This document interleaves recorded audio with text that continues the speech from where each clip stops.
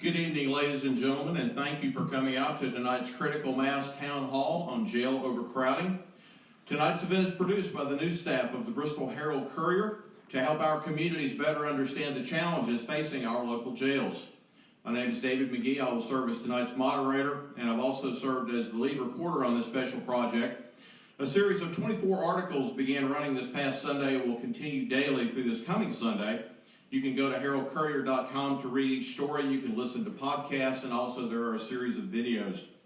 We would like to publicly thank the Sullivan County and Sullivan County Sheriff's Office, along with the City of Bristol, Virginia, and the Bristol, Virginia Sheriff's Office.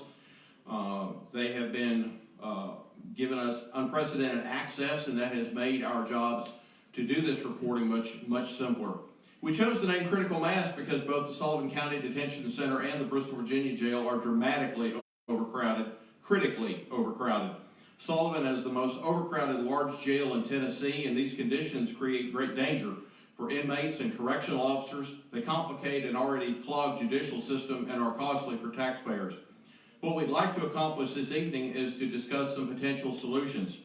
We have assembled an outstanding panel, which includes tonight, we have Sullivan County Mayor Richard Venable, Sullivan County District Attorney General Barry Stavas, Sullivan County Chief Jail Administrator Lee Carswell, Sullivan County Administrative Captain Melissa Kopus, Bristol, Virginia City Manager and City Attorney Randy Eads, Bristol, Virginia Sheriff Dave Maples, and Dave Stanley, Instructor of Moral Recognition Therapy, a program designed to reduce inmate recidivism. I knew I'd stumble on that one.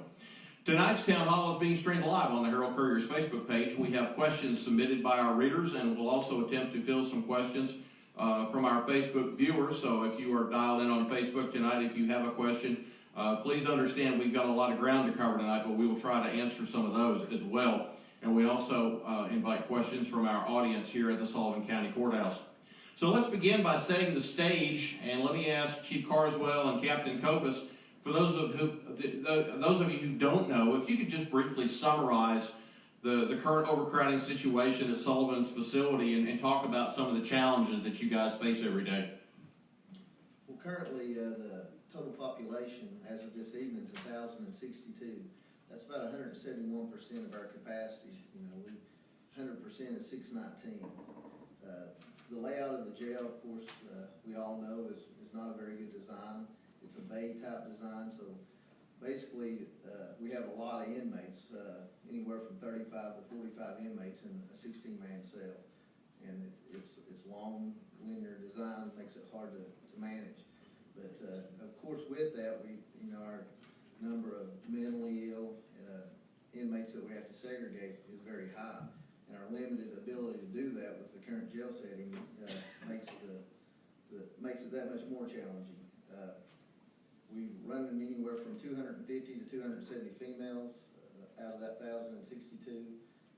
On any given day, the arrest could be anywhere from 30 to 60 new arrests daily. Our daily average, which is really, I can't really explain, but over the last year, from August of 2018 to August of 2019, has went up to about 130 more on a daily average. So that it's like we don't really know how to stop it. We're kind of in the process of just trying to, maintain and keep going. But with all the inmates that come in, it generates more fights, more issues for a limited amount of staff we have. So let's jump across the state line and ask Sheriff Maples if you would describe the overcrowding situation at your facility and what are your greatest challenges?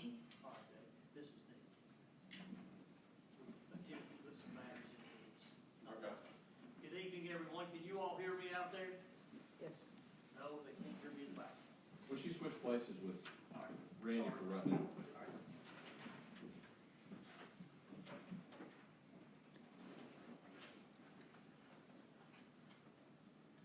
Good evening, everyone. Can you hear me now? Yes. I take that as a yes. I'm Dave Maples. I'm the sheriff in Bristol, Virginia. I've been sheriff for approximately a year and 9 months. Well, 10 almost, at the completion of this one. I've been at the sheriff's office for 38 years. Our current population today in Bristol, Virginia, when I left this afternoon, was 167. If you go back in our history, let me say this, our jail is rated for 67 inmates, DOC rated, Department of Corrections. So you can see that with 167 inmates, we are double our capacity. But that's not our total population. Our total population today, because we're housing inmates in Abington and in New River, is 240 inmates. We also have 30 inmates that are on the Judicial Alternative Sentencing Program and drug court. So if you take all of that, add it up, we've got 270 inmates that we're responsible for in some way or another. If you go back in history, and back to about 2010, our inmate population, we were running around 136, 147, just depending on what year, 2007, 147. Around 2010, we started sending inmates out, started with Abington. That number has increased steadily since that time to today's number of 240 inmates total that we have, that we're responsible for. We've had as many in our jail over the last couple of weeks as 170, 172. Sullivan County, they have 5 of ours that we've got to come get, hopefully this week. Our facility is, we have 136 beds. We can house 115 men in beds, 21 females, so you can see with 167, that puts quite a few on the floor. And being on the floor itself doesn't mean that that's necessarily a bad thing, but unfortunately, as the chief was discussing, we deal with a lot of inmates who have mental health issues that require special housing, being put by themselves. Our facility only has 4 special housing units, and we just simply cannot meet the demands that we're facing today with the number of inmates that require individual cells for themselves. We no longer have a drunk tank. We've taken our drunk tank and turned that into just almost a regular housing unit. So it creates a lot of challenges for us. But as I'm saying these things, I have to say that my staff does an excellent job with the situations that we deal with day in and day out. Thank you, Sheriff. The Sullivan County Commission has discussed overcrowding issues for several years now, and Mr. Venable, your commissioners were recently presented some options to expand the current jail or to build a new jail. There's also talk about an outside firm that might build a jail for the county. Could you briefly just discuss the details of some of the options that you all are looking at and maybe some of the cost figures that are associated with that? I'll be happy to the point that we have, we don't have specific numbers. We have generalities and costs, but we, going back to signing on with the architectural firm, Michael Brady, Inc., the commission authorized the mayor and the purchasing agent to sign a contract, and the architect's been working on the design of the jail on the site of our current jail. They have brought us proposals for renovating the old jail, which I believe is about 314 beds. Is that? Yeah. Right. So somewhere in that area. I think we've always, even when we opened the jail, we weren't sure of that exact number, but a proposal to renovate that jail and add additional beds. And those beds would be in pod type construction. And we've looked at pricing from anywhere from 1,200 beds. We have 1,000 right now. If it takes 18 to 24 months to construct that jail, that means that if we build 1,200 beds, it'll be full the day we open it. That happened to us, I believe, back in '98. I know it happened to us in around 2006 when we built the annex. The day that it opened, about 230, 40 beds. It was full that day. So we can't outbuild the folks that we're trying to serve. So our decision making right now is: do we build 1,200 beds? Do we build 1,400 beds? Or do we build 1,600 beds? I can tell you that, per square foot, the cost of building a maximum security bed is about $330 a square foot. We have looked at numbers anywhere from a minimum of $40 million all the way up to an entirely new jail on a new site with a new courthouse that goes up to $163 million. So the decision the commission will be faced with, and I see many of our commissioners here tonight, and I appreciate them being here, is I don't think we're going to vary much on design, because there's a lot of people building jails in Tennessee, and Michael Brady has a wealth of experience, but it will be in number of beds and the configuration. I know Captain Cardwell is a captain now. No. Anyway, he actually has 2 jails he's dealing with today. The extension that we built, and that's not the most efficient way that we can do it. So we're working with them and the architect to have 1 jail, and to certainly have sufficient room to meet the needs for coming years. We don't want to be full again in 5 years. I will say that in operating with Mr. Cardwell and the sheriff, we're dedicated to not just being a warehouse for inmates. We're dedicated to doing things differently. We don't want to have 60 a day coming in or 30 a day coming in, 60 going out the side door. We just wait on them to come back. I think everybody's dedicated to providing some opportunity to those people who are incarcerated to leave a better person than they came. And we'll talk about that a bit later. But I think the public's looking at anywhere from, let's say, $70 million to $120 million to address the problems that we have in the immediate future, and probably for a 10-year fix. Thank you. We'll come back to programming in a bit.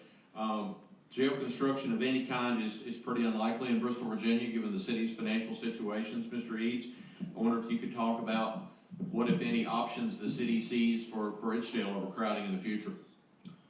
Well, as you stated, Mr. McGee, options for building a new jail in the city of Bristol are extremely limited at this point. As many of you may know, you may not know, but Bristol was considered the most fiscally distressed locality in Virginia in August of 2016.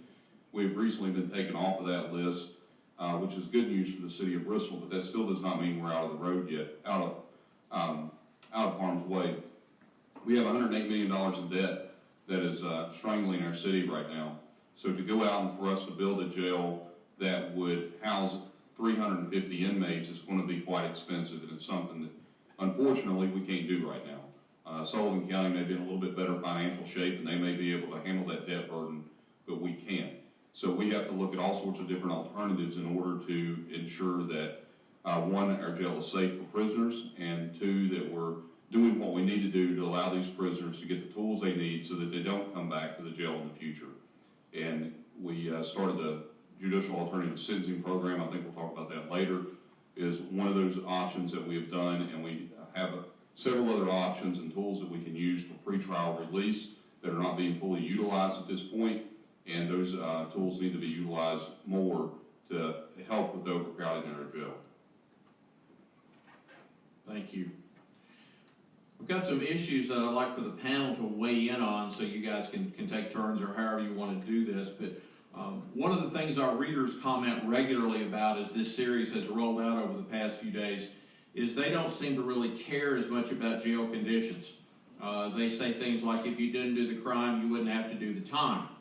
And so I'd like for the panel to discuss why it's important for the general public to have maybe a better appreciation of the conditions inside the jails, and why this overcrowding is such a crisis that it is. So, however you guys want to, Chief Carswell, also I guess we'll start with you. Okay, one of the biggest concerns for the citizens of the county, we've addressed right off the bat when Sheriff Cassidy took office, it's the liability issues. We don't want the courts coming in and making decisions for us. We don't want to put ourselves because, you know, if we start having to settle lawsuits, you're getting no return on your dollar at that point for the county taxpayers. We wanna fix things and get it done right before we're being told to and being told how we're gonna do that. So, I think we're doing a real good job right now as far as our staff goes. We've made a lot of improvements in the jail. Even being as overcrowded as we are, we've got great reviews from the state inspector when they come through. I think there's only one finding they had other than the overcrowding condition. And that's something we're addressing as a maintenance issue. And so we're doing our best right now, but we are at that point to where we're gonna have to make a decision where somebody's gonna make it for us. David, I'll come in on that, and I know in dealing with Chief Cardwell, I know one of his top priorities is safety of his employees and our county employees. And we've all felt like they've been in harm's way with this overcrowding. And so the public, and I think the public would share that concern, is that the safety of the people who are protecting them is of utmost importance. The second issue is the efficiency of operation. The largest cost in the jail is not bricks and mortar, it's continuing operations. And with a newer design jail, we'll get more efficient operation. These folks know how to run jails. They just have a facility now that does not allow them to be as efficient as they can, and with the for the taxpayer's benefit with the fewest number. So those are two good reasons I think that the public would support this. David, I remember when Governor Lamar Alexander was running for governor in the 70s, and he said nobody ever ran for re-election on building jails. Well, that's probably true today as it ever was. You can have support for building schools, but I appreciate what you're all doing. I've been looking at the articles in both your paper and the Kingsport paper, and the better informed the public is, the better, more opportunity that we have to get their support on funding a facility that's new and modern. I don't think anybody would tell you that we're doing it just for the comfort of the inmates. But as I said earlier, when people go wrong, we have some social obligation to see that if we can help those folks. So a new jail ought to provide all that. I know they're crowded over here. We could probably be having other classes that are innovative and doing things, but they just don't have the room to do those classes. So those are great reasons I think the public would accept, and I think they'll back the commission in the decision they make to fund this new jail. Mr. Reeves, did you want to? Well, both of these gentlemen from Sullivan County, they stress the liability aspect of it, and I cannot stress enough, liability is one of the main things that we consider on a daily basis with our jail, and I know these folks do too. At the end of the day, when U.S. District Court Judge Corker in Greenville or U.S. District Court Judge Jones in Abingdon tells us to fix our jails, we're fixing our jails. And we don't want to be told how to fix those jails. We want to fix them the way that we can fix them for our citizens the best. An extension of what Senator Alexander said, that's true. No politician runs an election based on building jails, but politicians do run on being tough on crime. And we're at a point now in our society where being tough on crime and tough on drugs has not worked. And we have to find different solutions. And those solutions are going to begin at the earlier age, at early childhood. Many of these people that we see childhood experiences, and that's physical, emotional, sexual abuse. And they suffer that through the entire life. And when they suffer those traumatic factors in their life, they turn to drugs or alcohol.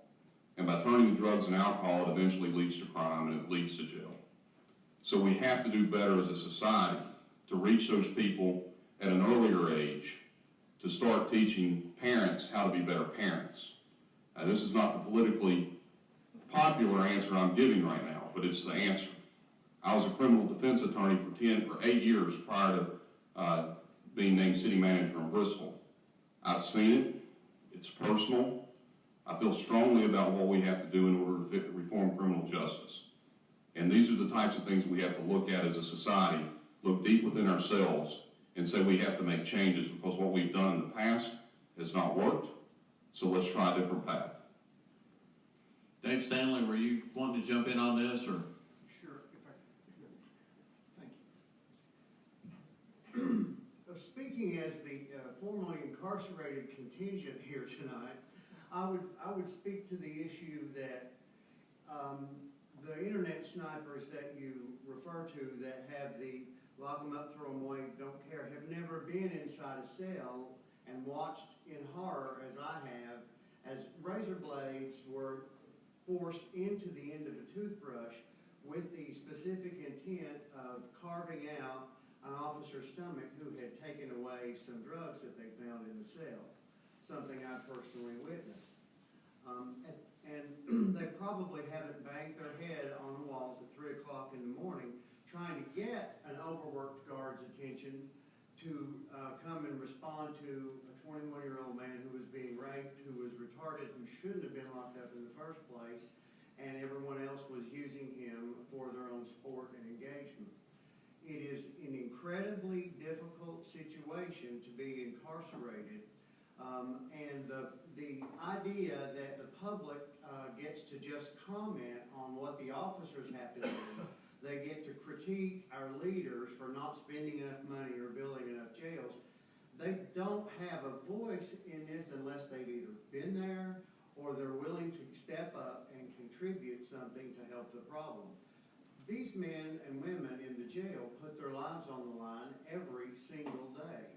And to abdicate, as a public citizen, to advocate and point fingers at all the people who are bearing this load together, it's a shame. And those internet snipers, just direct them my way. I've got an earful for them. General Staub, does anybody else want to jump in on this, or we want to move on? Well, I would say this, that, and I said it today in the editorial, and I won't belabor the point, but one reason the jail's overcrowded is because of crime. And yes, I believe that we should rehabilitate people, we should educate our youth, but on the other hand, we also have to ensure public safety. And I don't apologize for putting drug dealers, multiple criminals, people that break into people's homes, people that rob pharmacies and take the pills. I don't apologize for people that furnish drugs to people and they die of overdoses, for prosecuting those people. We have a crime problem driven by a drug problem, and it manifests itself in a lot of ways. It's the drug seeker that's looking, that, like I said, commits a burglary of a building, a home, or neglects a elderly person. It may be a family member, takes their drugs, takes their pills, takes their money, takes their credit cards. We're rampant with crime, and many of these people are repeat offenders who have shown an inability to conform to society. They violate probation, they violate parole, and those people are in space needs actually exacerbates the problem. And how does that happen? When you release somebody from jail that's got a drug problem, that's been in and out of jail, in and out of crime, you just let them out, they're going to commit another crime, and then you're setting them up for failure. You're not helping them. You're actually, they pick up another charge and they have to stay in jail longer. That creates more costs and taxes to the citizenry. So I think the solution is to build a jail, a bigger jail, that will ensure safety and efficiency and prevent a federal lawsuit. And also, my idea is that we do a combination of things a little bit differently. That is to have, and that's what David Stanley and I have been working on, along with the sheriff and the mayor, is to put my idea would be to have a vocational and also a comprehensive drug rehabilitation center in the facility. A plan where people, when they serve their sentence or when they've served a portion of their sentence, would be released. They would be followed up with a job, a mentor, education, new housing, that would actually give people a chance to have a productive life and not return back to jail and fill the jail. But we can't just turn people loose that have addiction problems, that are dysfunctional, that have mental problems, and expect that they're not going to return to the jail, and just making them come back with additional charges does not reduce the cost of the jail, or it doesn't, by releasing them, it doesn't ensure public safety, and it doesn't rehabilitate them.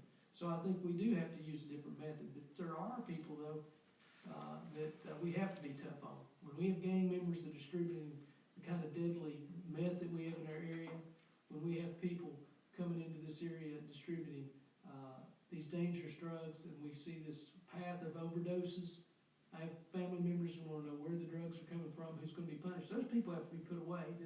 I think they're beyond rehabilitation. Some of these people are dangerous criminals, and they need to be, and they sit in our jails among the other people in there. And I think property crimes are important too. If you lose your property, your home has been invaded, and your sanctity of your home's been disrupted and interfered with, and you've been scarred by that experience. Those people, there's an element of punishment along with rehabilitation, and there's still that element of public safety. So that's my position on that. And I strongly support a jail that would have a vocational and rehabilitation portion, so that people could come out, different people, with at least a decent chance of producing, having a home, having a family, paying their taxes, and having a job, and not filling our jails. But that's not going to happen overnight. And it's not going to be just one solution. It's going to be a multitude of programs that have to be put in place. I think it starts with the jail. Thank you, General Saubus. You raised a couple points that I want to double back to. Mr. Venable, you want to jump in? Well, I wanted to add something. You mentioned something earlier, David, that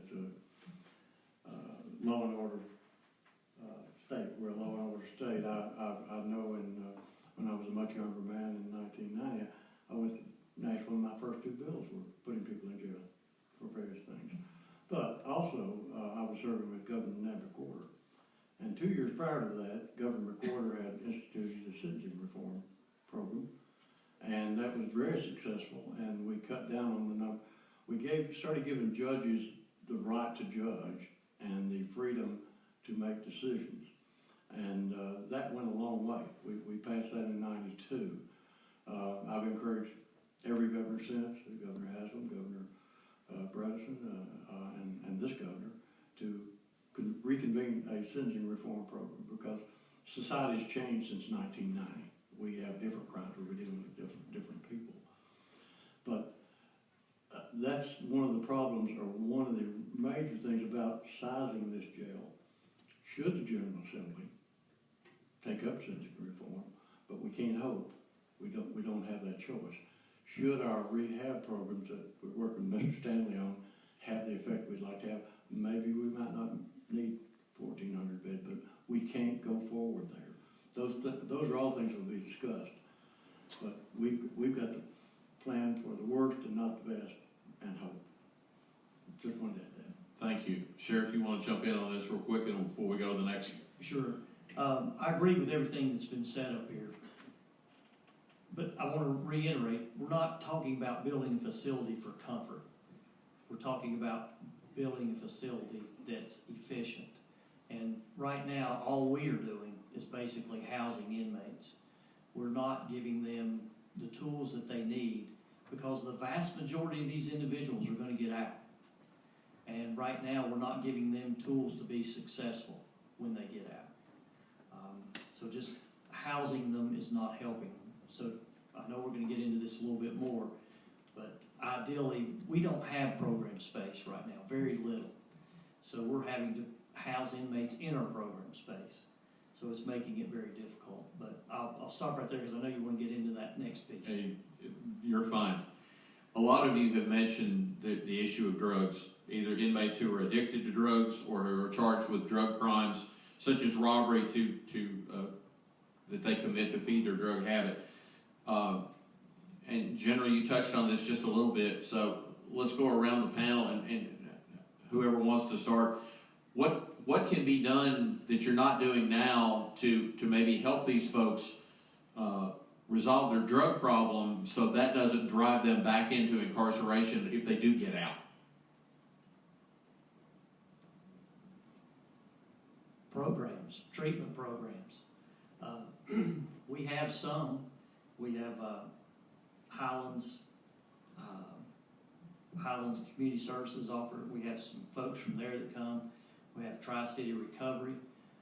We have Good News Jail and Prison Ministry, but we need more in my ideal world, if I had the space, our inmates wouldn't be sitting back there every day just sitting in a cell. They would be in some type of program, whether it's GED, drug rehab, whatever it would take for that individual, life skills.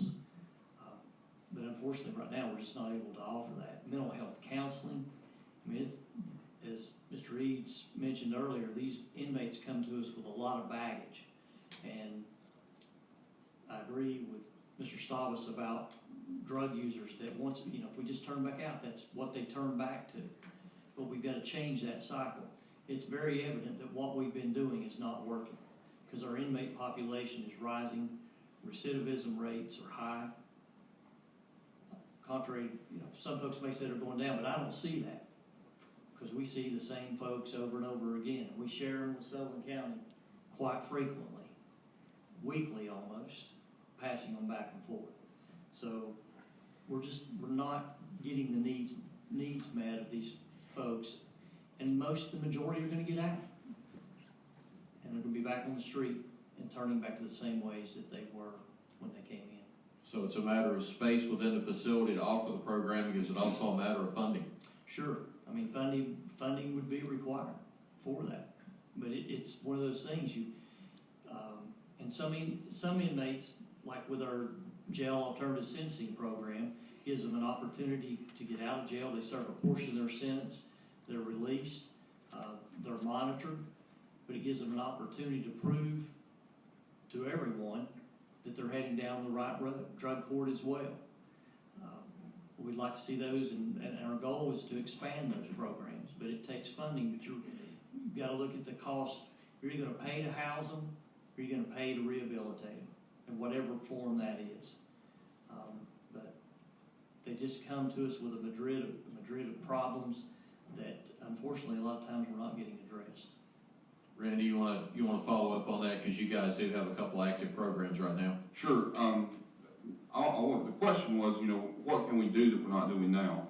And I want to go back to some things that were mentioned just previously that fall into this question. One, public safety is key when you're dealing with individuals who are committing crimes. Dangerous and violent criminals deserve to be locked up. And they deserve to be locked up for a long time because you don't want those folks out causing more dangerous and violent activity. What we need to do now is, and I hear what General Stavas is saying, having vocation in jails.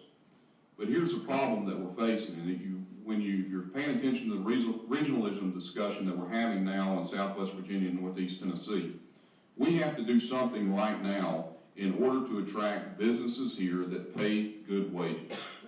At the end of the day, if you don't have a job for someone to go to, they're going to go right back to what they were doing beforehand, and that's selling drugs. Fast food jobs and retail jobs do not cut it. Until you get employers in who are willing to pay $20 to $25 an hour, we're going to continue to have this problem. There is a cultural problem here. You're not going to fix this problem overnight. You're not going to create a program today that's going to fix everybody's problem in jail, and you will never see those people again. This is a cultural problem. It broke my heart as an attorney when I would go to a jail on a Friday or Saturday night to meet with a client, and I'd see a grandparent bringing a 2 or a 3-year-old in to see their mother or father. And all of a sudden, that 2 and 3 and 5 and 10-year-old, they think that's normal to go to jail on Friday night and see their mom or dad. So they don't think anything of it when they're 18 years old if they end up in jail. It's what they've always done. That's what they're used to. So this is a cultural change. It's not going to take, this is a 40-year fix. And we have to get on top of this problem right now. And if we're talking about addicts need treatment and rehab. They also need jail because they need to dry out. And they need to be put in a place where they can actually get their mind straight, or then eventually get, maybe it's treatment within the jail, maybe it's treatment outside the jail, but they have to have that treatment. I would also encourage prosecutors throughout Southwest Virginia and Northeast Tennessee to look at the physicians who are prescribing opioid medication unneedlessly. They would not get that medication otherwise. Now, we have a meth problem in Northeast Tennessee and Southwest Virginia, and I understand that. But we also have an opioid problem. And if you cut the snake's head off, eventually that problem will dry up. So what can we do now that we're not doing? One, we have to have a complete cultural shift in how we treat addicts. And we have to be able to say to these people, you have a good job when you come out. Let me help you get there. We can do it together. But until we come together as a collective unit between localities and go out and you reach out to companies that can pay these types of jobs, people don't have the hope that they can go and provide for their family, provide for their children, and have a good living. And until we do that, we're going to stay in the same cycle. So this regionalism push that we're having right now, I think, is imperative that we work together so that we can bring the numbers and show companies throughout the world that Southwest Virginia and Northeast Tennessee is a great place to bring your business and hire our citizens to do the work. But I'll talk about the JAS program. I know I've talked a little bit, but in December of 2017, my CFO came to me and said, Randy, we're going to be way over budget on our inmate housing costs this year. And remember, this is about 4 months after I was notified that we were the most fiscally distressed locality in Virginia.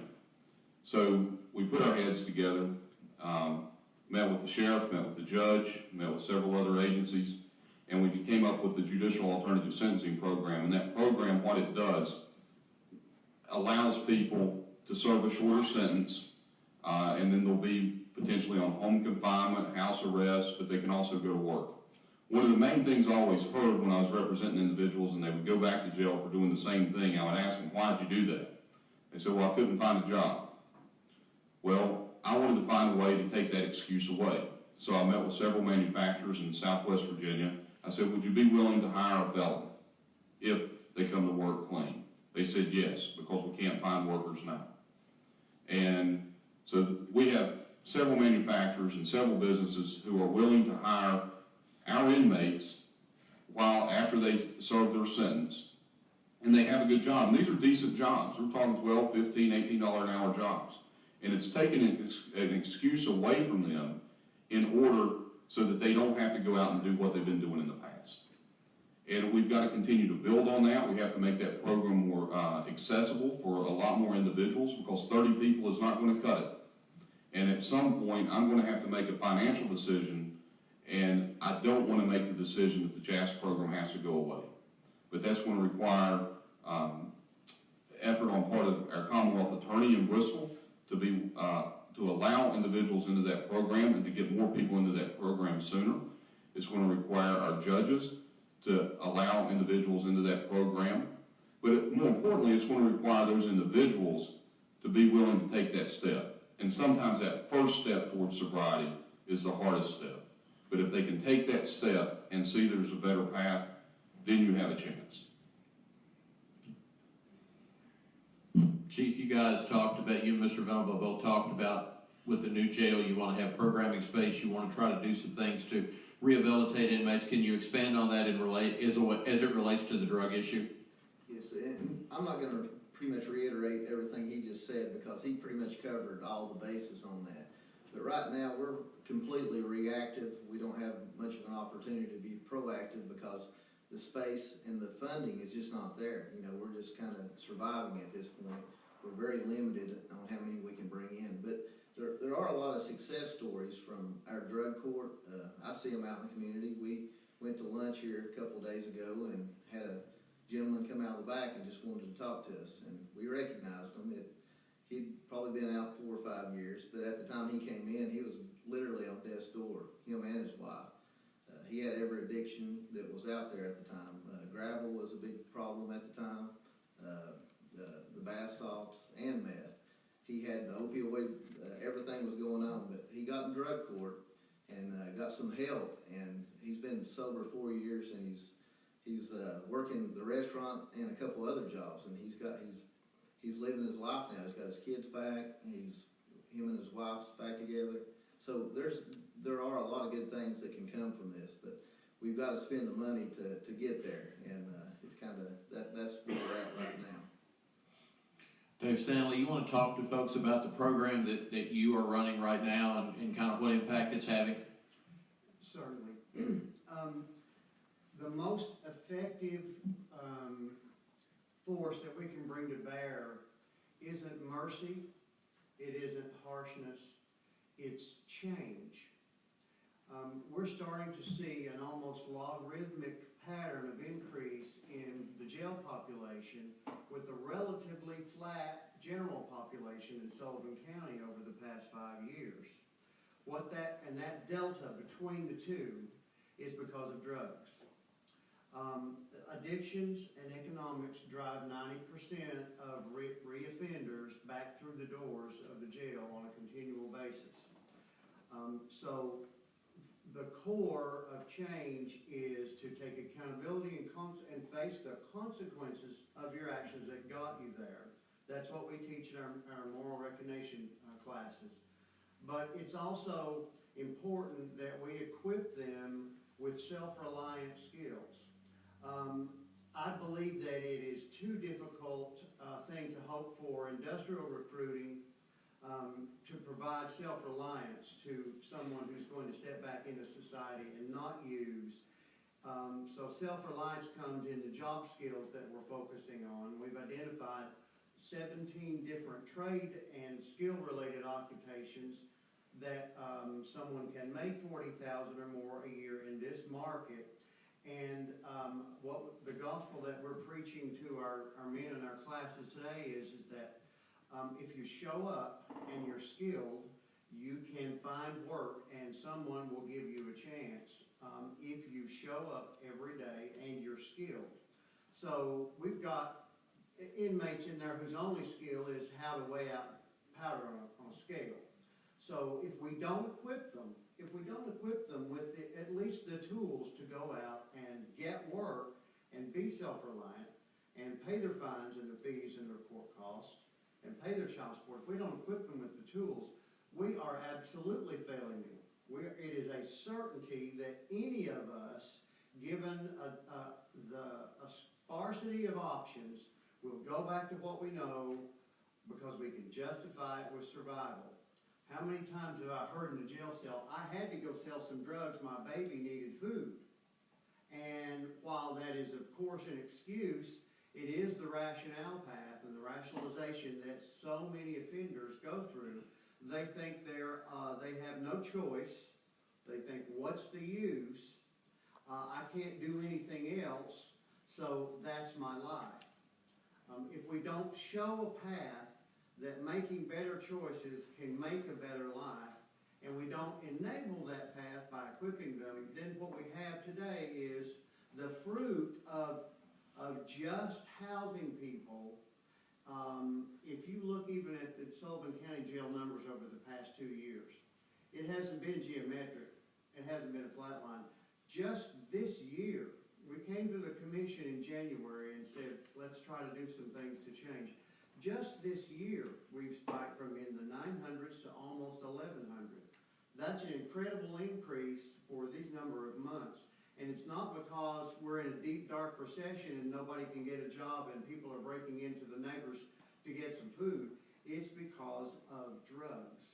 It's because of addictions. And if they can't use the time in jail to change, they will be back, period. So to answer your question more directly, moral recognition therapy is a 12-step cognitive therapy approach that forces a mirror into the face of all of our class members. The very first thing that they have to do in step 1 is testify and own their actions. For me, it's very easy. I'm a thief and a liar and a hustler. I did those things, I own those actions, and I never, ever, ever should try to disown those actions. That's the start of this process. If they graduate from MRT successfully, then they're eligible to step into vocational training. Vocational training starts with computer and literacy training, and then they do what's we call pick a lane, and they identify the occupational service trade that they want to be in. I've got guys in my class right now that already have a head start on millwrighting, and pipe fitting. There are a number of crafts and skills that are in such demand. I don't have to tell you, today's younger generation doesn't sit around with their hands on the button of the game on the phone saying, I want to be a pipe fitter. It just doesn't happen, but those skills are still necessary. So we want to equip them in phase 2 with vocational training. And thirdly, what General Staub has mentioned is so important. We're not overlooking the fact that when they're ready to re-enter society and start making choices on their own, they have to have good counsel and they have to have good friends. So we're assigning 2 mentors to stay with them for 2 years. 2 mentors for each person that graduates from their vocational training. They help them get a driver's license if they don't have one. They help them with the first job. They cannot give them money. They can give them advice, guidance, and counsel, but mostly they give them friendship and support, because everyone is going to be tested. Every inmate, even if those dedicated to change, who educated themselves, they've got a great job, there's still ambushes that life plays on all of us. And in those triggering moments, that's when the temptation to use or the temptation to go break the law is the greatest. That's why the mentors are so important. The only other thing I'll speak to at this time about what we're doing on the drug front.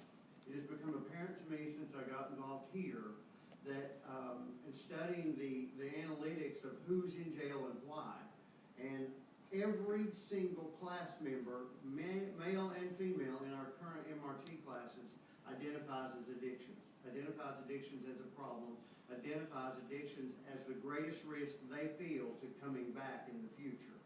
It has dramatically changed since I was incarcerated in 2002. It has dramatically changed inside the facility. It's a different world. So what we're doing, I've teamed up with the researchers at ETSU, and we're modifying some of my commercial tracking technology, and we will be able to live detect someone who's on monitoring within a few moments of them using an illegal substance, and we will be able to provide that responsive information directly into the hands of the Sheriff's Department, so that it will make a great deterrent, the stick to go along with the carrot. We are going to be able to provide real-time responsiveness to those who are out in the community and they use. We have 3,000 misdemeanor probationers in this county. We have probably the same number of state felon probationers today. And quite frankly, it's a roll of the dice philosophy for those people that are on probation, because they know they're going to get drug tested at reporting day, so they all get dope sick 3 days before it's time to report, and some of them are getting high on the way home from the visit because they know the likelihood of a random drug test mid-month is very, very low, so everyone rolls the dice. Okay. We felt it was necessary to develop a real-time deterrent technology, and that's what we're doing. That's fascinating. Thank you very much. One of our readers wanted to know what percentage of people in jail are being held for nonviolent offenses, and has there been any discussion, or what are the ramifications of reducing the numbers inside by possibly issuing them a ticket, like a traffic ticket for their court date, or to do some kind of ankle monitoring for nonviolent offenders? So my 2 sheriff's folks, you want to speak to that? Well, one of the things I do want to clear up is we really don't decide who comes to jail, and we do not decide who leaves jail. That's up to the judges. We currently do ankle monitoring, and it's at the discretion of the judges. We're tasked with keeping people in custody and keeping them safe and while they're there, and making sure we take them to their court appearances and things like that. I am in agreement. There are some things within Sullivan County we do need to look at, and we are looking at. We're looking at the pretrial misdemeanor release, and basically that people who can't make bond, can't afford to make bond, hopefully we can get them out on that, and our staff would kind of monitor them, make sure they make it to their court dates. there is situations like that where somebody is in there for a minor misdemeanor, crime. I cannot give you the totals of that right now.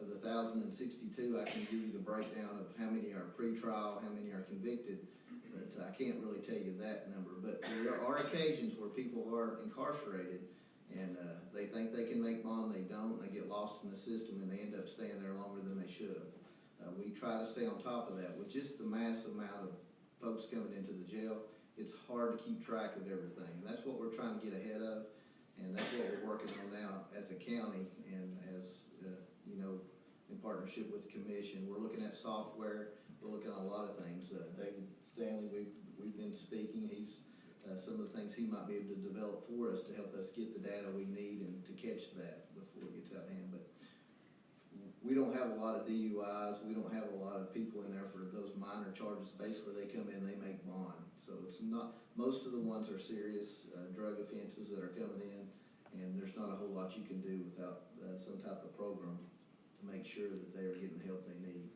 You bring up pretrial, I want to circle back to that in just a minute. Sheriff Maples, you want to? Similar situation for us in Bristol, Virginia. The vast majority of our inmates are, I would classify as non-violent offenders, but we do have obviously some that are violent offenders. I think where we struggle with some of our folks, we have pretrial services. Mr. Eads mentioned this a little bit earlier. It doesn't quite work the way we'd like it to work. We have individuals in our facility that have bonds as low as $750 who can't make that bond. And that was one of the purposes of pretrial, was to be able to allow a person in that situation to be placed on pretrial without posting that $750 bond. They're monitored by pretrial until their court date. But as far as that, we've already mentioned the JAS program, so we have the ankle monitoring program as well. So I don't want to reiterate stuff that we've already discussed, but similar situation as in Sullivan County. During the reporting that we've done on this series, we've learned, startlingly, I think, that both jails have a significant number of pretrial inmates. And General Staubach, you may want to weigh in on this, but it seems like the numbers are well over half the inmates in both these jails are pretrial, and that to me is a stunning number. Can you speak to that just a bit?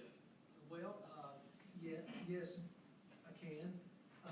I believe that we need a selective, if we have a pretrial program, I think we have to do it on an individual basis and look at who the non-violent offenders are, what their histories are, and what they're charged with, and selectively put people back in the community. And you have to understand that most of the people with pretrial release end up being convicted. There's a high conviction rate. But there are other people that you would not want to give a pretrial release necessarily. You talk about DUIs. What if this is the third DUI? You want to turn somebody out that's got an abuse, drinking problem and kill somebody? Somebody that's, they have, you say, nonviolent burglary. What, is it the third burglary? Have they been violated on parole? Are they also sitting there on a violation of probation? Have they had a dirty drug screen? Are they in there for domestic violence that might escalate, as we've seen in the news, to murder? So it's really it's a tougher decision for the judges to make than, hey, it's pre-trial, let them out. If you just turn people over willy-nilly without a screening process and without the protections that David Stanley's talking about, then what you're really doing, you're going to create, I think, a public endangerment situation. And also, as I will say again, you turn people that are not prepared, that have these histories, even if they're free trial, they may commit new crimes. And that means that we have to set up a new court file, we have to appoint them new counsel, I have to prosecute them, the judges add to the dockets.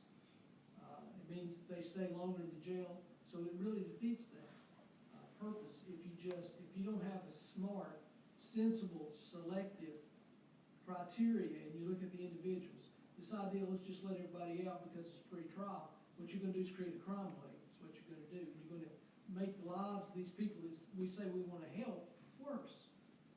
And so that's a concern that I have about that. I'm not against pretrial release program. It's got to be sensible. It's got to have some protections for not only the defendant but for the public start turning people loose, and that's gonna create a real problem. And, I don't think that that's the way to go. I think the way to go is, again, to tailor the program to what the person that you're reviewing. Just to have an arbitrary program that we're gonna cut this many people out to save money, one, won't save money in the end, not if they come back and have to serve. And I can tell you one statistic that I've been keeping, in our grand jury, the judges have been making a conscious effort to lower bonds, to make the bonds more available for people. We have 20% of the cases that go through my grand jury since last August, 20% have failed to appear. What happens when they fail to appear? They get charged. That means the sheriff's department's gotta go out and arrest them, they gotta go find them, they gotta rebook them, they gotta put them back in a jail, their probation their bonds may get revoked. And now they're looking at it, what the law requires, consecutive sentencing, which means they end up they may stay in jail longer. So sometimes some people setting a low bond just to, for the efficacy of letting them out, may be counterproductive. It may not lower jail population, it's not rehabilitated, and it certainly doesn't enhance public safety. So yes, I'm for that's why I've coupled up with David Stanley. I think he's a very creative man. He's come up with a fantastic plan for inmates that are there, that upon release, that they'll have the tools so they don't come back. Just turning them loose out to all the temptations and the same neighborhoods and the same people with the same addictive problem, it's just, that's setting it up for failure. It sounds good on the front end, but on the back end, it's really gonna create a bigger problem. And so it's not really a solution. Sounds good, we're letting people out, but if you're not doing it in a selective, thoughtful way with a pretrial release and a monitor, then it just won't work. And that's one of the reasons I brought my lawsuit against the opioids. Just some statistics I'll throw out. It sounds like it's a little far afield of what we're talking about. But recently, records were released by the federal government, the DEA. Sullivan County, between 2006 and 2012, a 6-year period, there were over 103 million opioids prescribed in this county of 156,000 people. According to statistics, that's 99 pills per man, woman, and child. I read statistics today that our prescription rate's 145 of opioids per 100 people. We lead the state in drug-addicted babies. We lead the state in we're up the top in drug overdoses and non-fatal overdoses. And so the solution is not to turn people loose to end up dead, end up committing a crime. It's not. We need innovative programs, and if I'm able to resolve that lawsuit one way or the other and get monies here, one of the things I would like to do is take the programs we're talking about in the jail and expand them to residential wraparound programs that are, holistic, that deal with every facet, whether it's the mental health problems, whether it's their addiction, whether it's housing, whether it's vocational, where they get a case manager, they get a counselor, they get a medical checkup, make sure they're physically well. And then we do all of those things, and we put them in vocational program, and we partner not only with whatever monies that I could get for a program like that, we partner up with creative people in the nonprofit sector, the department, the TDOC, and then we create these programs outside the jail. We don't have it right now, a meaningful in-house residential drug treatment placement in Sullivan County. We don't even have, we used to have a community corrections residential place where the judges could put people pre-trial and post-trial. We don't have that anymore, so there's resources that we don't have right now. And those are the kind of things that I'm excited about that David Stanley is bringing to the sheriff's office, and he's doing it on his own dime. He wouldn't tell you that, and he's lucky to have somebody like the mayor and the sheriff that let him in the program, that are leading the charge on this. What I'd like to see is the things that he makes innovative here that we can expand outside the jail and create, and that's the way real change. But Mr. Reed's talked about, we've got a big problem, and it can't be changed overnight. That's how the magnitude of the problem is. I don't even talk about the amount of meth that's been, imported by gangs from Atlanta, and the heroin that's coming from Detroit. So we do have huge drug problems, but the problem's not just turning people loose. There's got to be more. We have to provide a support system for them and their families. If we don't do those big things, we don't find the resources to do it, if we're going to be admired in this problem of rebuilding a bigger jail, or turning people loose and having a crime rate. And we don't want that. What we want is solutions.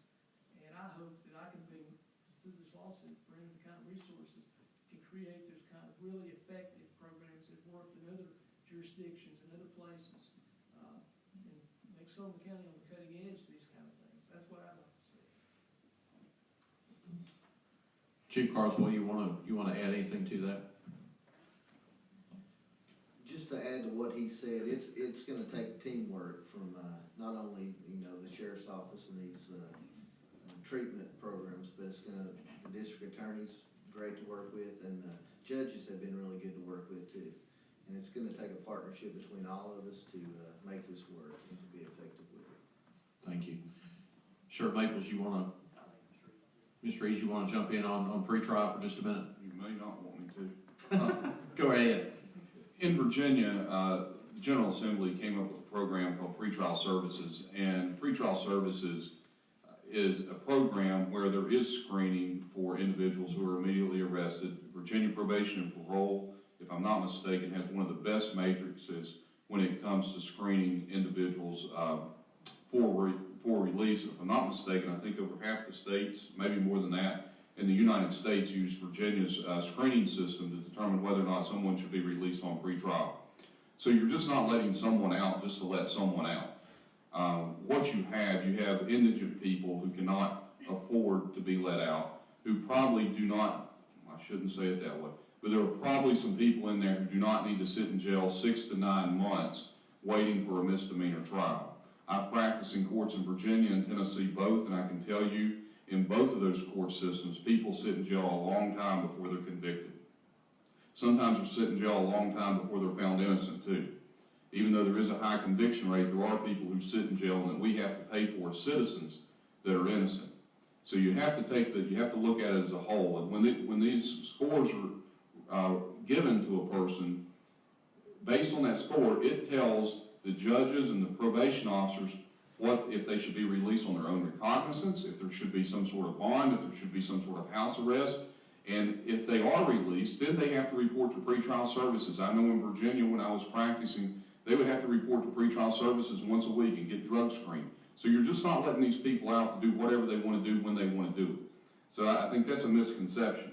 But Mr. Eads, we don't have those programs in Tennessee.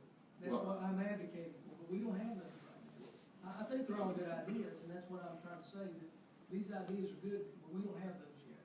Well, and I'll do anything I can to help Tennessee get there because I can tell you it works. I've seen it work.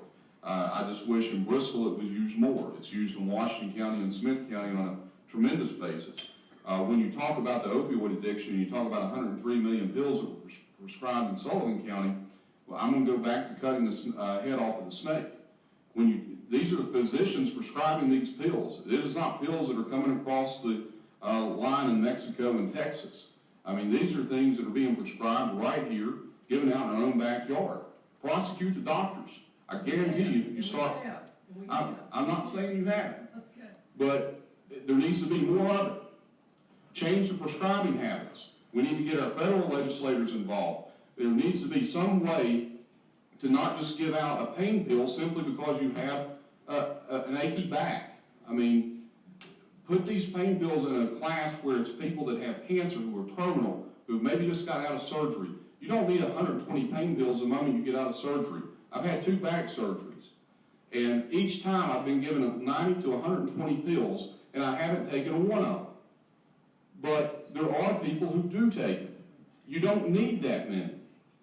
Go back to the doctor, be reassessed at some point.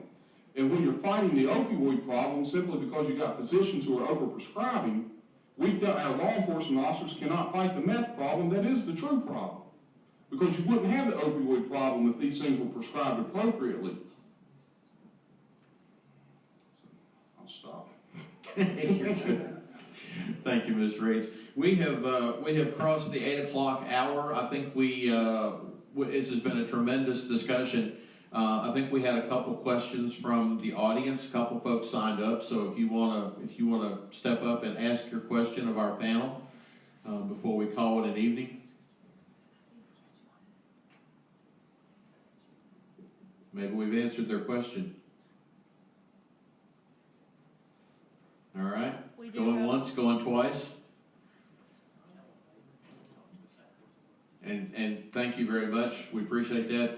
The panel will be around for a few minutes after we conclude the forum. Laura? We do have a Facebook question. Okay. We've got a Facebook question, so. John Hogan asked, why don't you renovate some of the schools you're closing down into housing for low-level prisoners? Why do we not renovate some closed schools?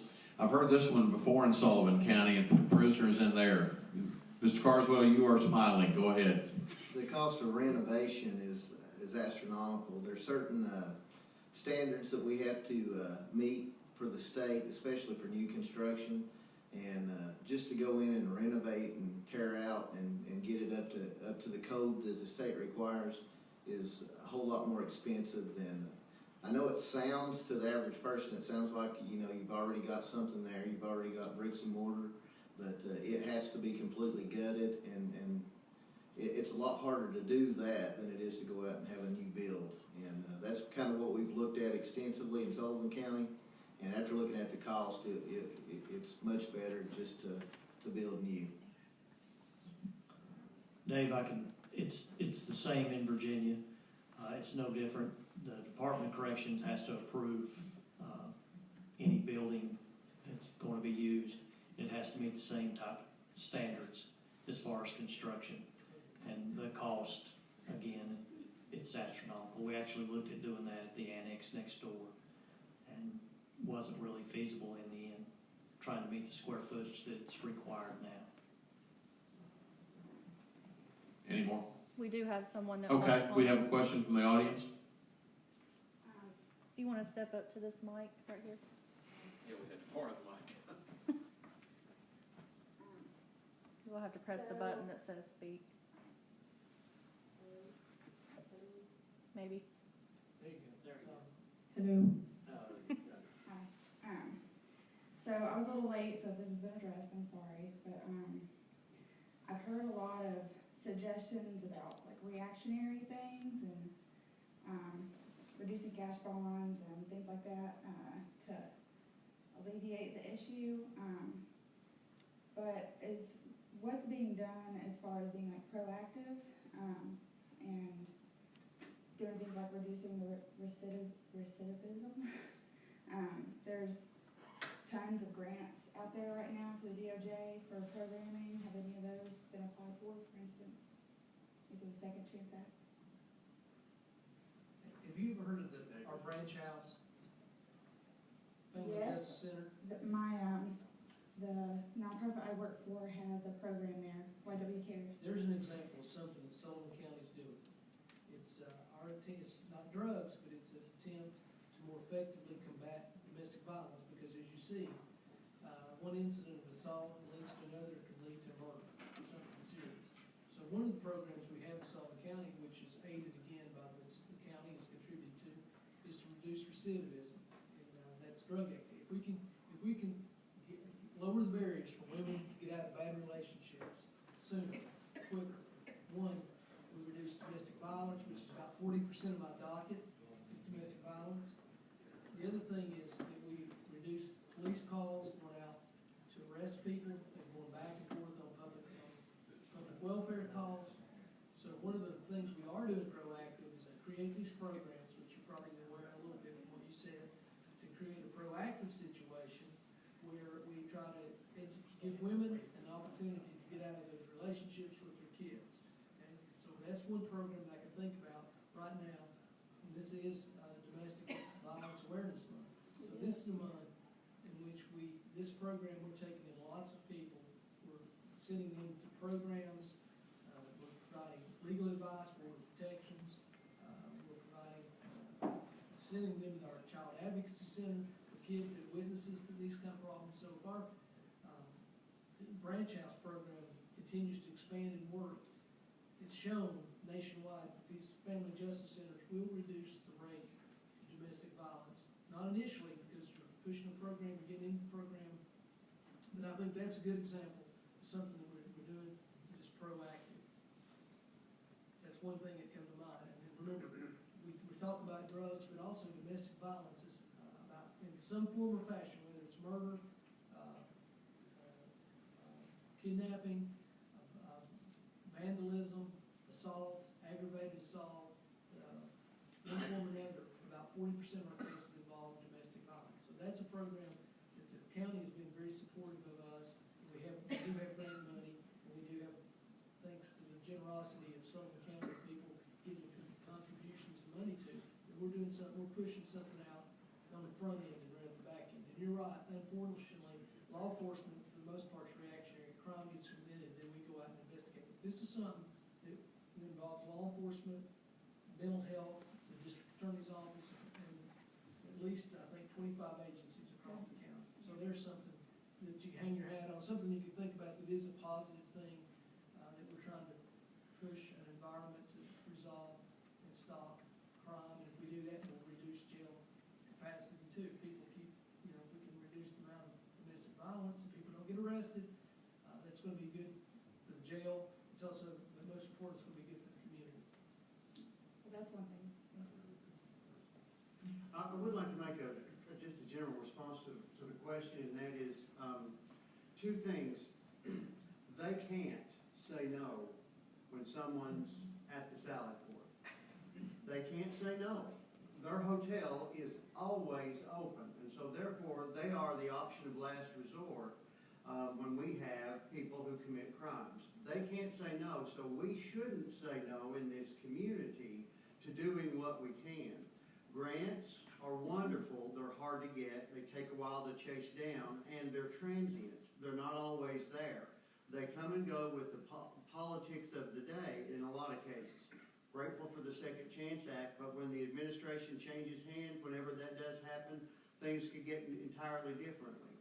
What we're focusing on in our work here is to build resilient, redundant systems that we can manage ourselves. Technologies that we're going to be working on here, we're going to export them to other jurisdictions and find ways for this county to profit from that. When there's sustainable resources, then we all win. The state DOC is not going to build us out of this dilemma here, nor any other jurisdiction. The macroeconomics create a disincentive for the DOC to do that. There are 8,800 inmates short of beds. They have 8,800 more Tennessee DOC sentence inmates today than they have beds for. They're at a 96% capacity in state prisons, and at a cost of $73,000 a bed for new beds, they're not going to build those. $680 million, according to DOC's own estimate, is what it would take just to build enough beds to catch up to even. And when they do, their operating cost for housing an inmate in the state prison system is $79 a day. What do we get here from the state when we house an inmate? Something about half that, I think, isn't it? So the macroeconomics are in place to say this is our problem. The state isn't going to help us. Even the federal government, the grants that come and go there aren't. We have to find ways to help ourselves. I submit that anything that significantly reduces the amount of people going to jail is sustainable. If we utilize grants to start this programming, and it reduces significantly the amount of money that we're spending to house people and spending on this whole process, we're still going to be good. So I don't think anybody, any of us would not stick our hand out if there's money there. Now I will, my door is wide open. We do, it's hard for us to stay on top of the grants and everything that's coming and going. Most of the stuff I look at is state specific. It's for the Tennessee Department of Corrections. So I really don't have anybody on staff to look just at grants. It's kind of another hat I have to throw on somebody. And a lot of them require matching funds from the county. But if that's something you know something about, I'd love to talk with you more about it. The door's open. I've been taking, I don't think nobody up here is going to say that they're an expert in any area. So I love it when the citizens have ideas and bring to us. I think it really is going to take a collective effort. I know no one agency is going to be able to make a dent in it. The sheriff's office can get, but as long as there is a demand, drugs will find a way here. And so I think it's it's really gonna take a collective effort, to provide the services and the programming that could really do something about this. Yeah, you're right, and we are moving forward. I think we've come a long way in the last year, and hopefully we've got a lot of other ideas, but building the foundation to get some of these things started, we've started on those foundations, but it's until we get some things accomplished, through, software and other things that we're trying to get, it's hard to move forward, but. It's a daunting task. Right. Well, thank you very much, ma'am. I appreciate your question. We are past 8 o'clock, so I want to go down the panel here. And Mayor Venable, thank you for letting us be in your house this evening. If anybody has any closing comments, I'll open the floor, and we'll begin with the mayor. Thank you, David. I did want to touch on an issue that's not been discussed tonight. We've talked about real criminals, people who commit criminal acts. We've talked about addiction. But I wish I was articulate enough to express problems these people deal with daily in mental illness. I think our jail is the largest mental illness institution in Northeast Tennessee. And until we come to grips with that as a society, if we have failed our families and our communities, it's in the area of treatment for mental health issues. And I think that goes across the board. I get daily calls, people dealing with them, and lots of times they want these people to be arrested because that's the only place they can go. We have very few beds in Northeast Tennessee. We have Woodridge, and we have a for-profit Creekside Behavioral Health. But until we as a state, I don't think the county has the resources to treat this problem, but until we as a state and federal government recognize the problems that these people deal with every day, we're not going to make a lot of progress. You can't put somebody in jail. And I got a call one night from my daughter who said, my mother's getting out tomorrow and we don't know what to do with her. They didn't have anything to do with her. And honestly, 2 days later, she ended up back incarcerated. But that, to me, my heart goes out to these people. Because if you've ever had mental health issues in your family, you know how difficult it is, and we don't help, and these people have to deal with it. Thank you. Chief, any closing comments? No, that was what the mayor just spoke of is probably our largest concern, and it is heartbreaking. We get people that we can't handle and that do not need to be there. And I think funding at the state level needs to, that's one of the things we have to look at some point is the mental health that, they've taken away funding from. When Lakeshore was shut down, we received a lot of people, and we can't handle these people. I mean, they need somebody that's specifically in that profession that knows how to treat them, and it's not us. Captain Copus, we haven't let you say anything all night. Do you want to add anything to the conversation right now? I actually will go back to the first question from the public when they were talking about the conditions of the inmates. Above and beyond, we want to provide safety for our officers. We also have to do to protect to the inmates inside our facility too. I mean, and that's a TCI standard, but there's certain standards that the chief had talked about that we have to sustain to the inmates. And we have 50 people in an 18-man cell, and it talks about the programs and stuff that we should give them to reduce the recidivism. It's kind of hard when it's a pecking order inside those cells. General Staubus? One other group I agree with what Mayor said, we have to remember on them. One other group we have to talk a lot about, we have to remember that has a part in this, and that's the victim. Whether it's physical or property, we shouldn't forget them.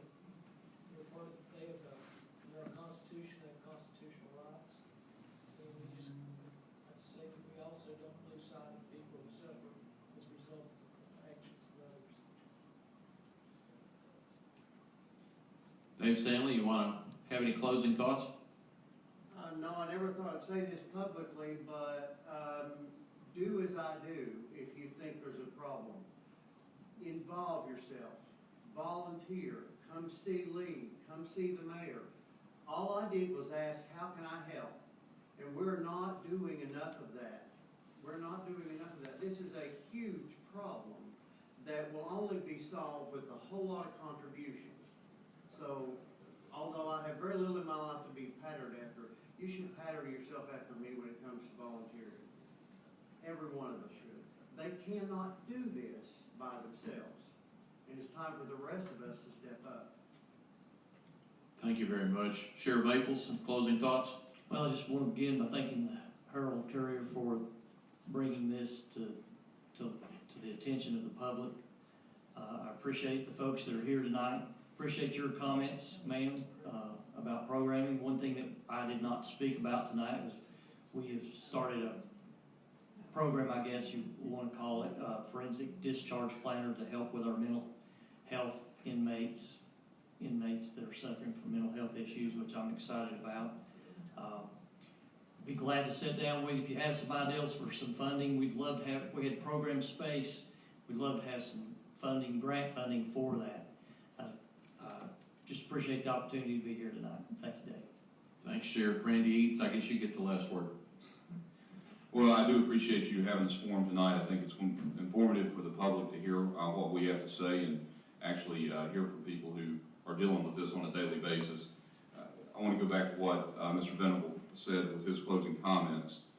Mental health is paramount to solving some of these issues. Localities cannot fund mental health treatment enough. This is going to take your local, or your state and federal legislators and elected officials to come up with a solution, recognize what we've done in the past is not working, come up with another solution, work that solution until we realize it's either working or not working, and tweak it as it goes. But most importantly, fund that solution when you do come up with a solution. You can talk all you want to, but you've got to put some money behind it in order to fund it and to make it work. And so I would encourage everyone that's listening on Facebook tonight and in this room to go start talking to your local legislators and to your federal politicians and say we need to have a very stark discussion on how to fix these problems, because we cannot bear this burden ourselves as a locality. We're going to need state and federal help. So I think that's what we have to do to deal with a lot of these mental health issues that are caused by adverse childhood experiences. Thank you very much. I might suggest a round of applause for our panel this evening. Thank you.